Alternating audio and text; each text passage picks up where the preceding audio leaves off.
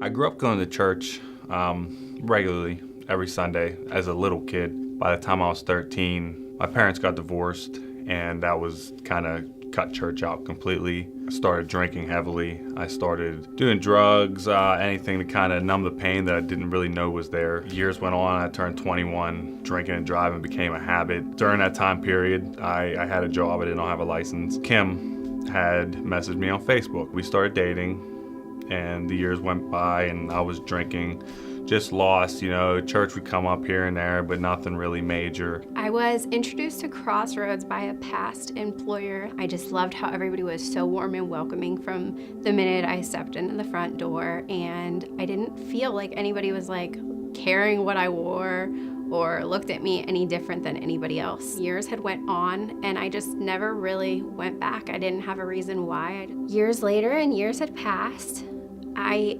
felt this strong urge, this strong sensation, just heaviness placed on me. It felt like I just had to go to church. She went for a couple weeks, and then she eventually kind of pulled me there.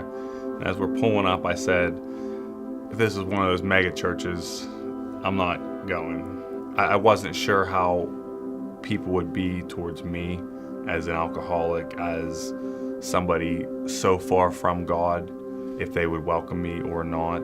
I felt like if you're a Christian, you got to be perfect.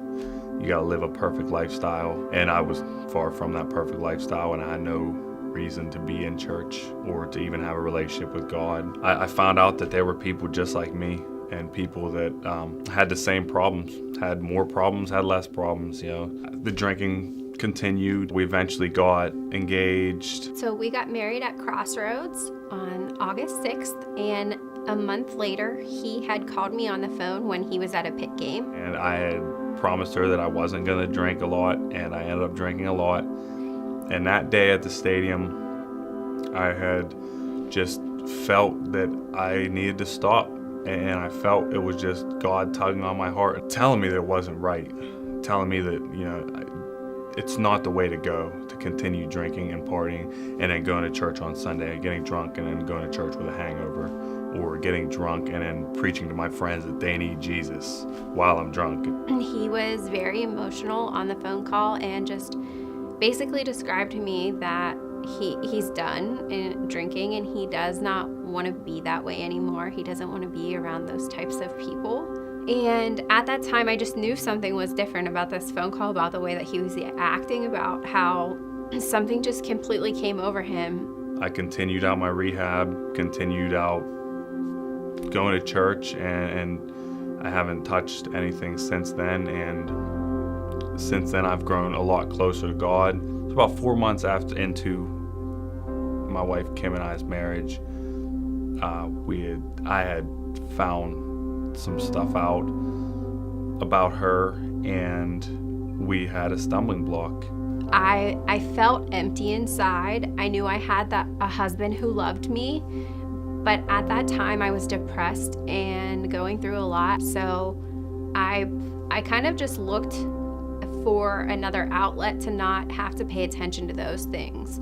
So I seeked out, and I was looking to guys for for attention, and my husband had no idea about it, and he had found out in December. To see the hurt that I brought him through, I could never do that ever again. We had a lot of trial and error and a lot of heartbreak, I would say.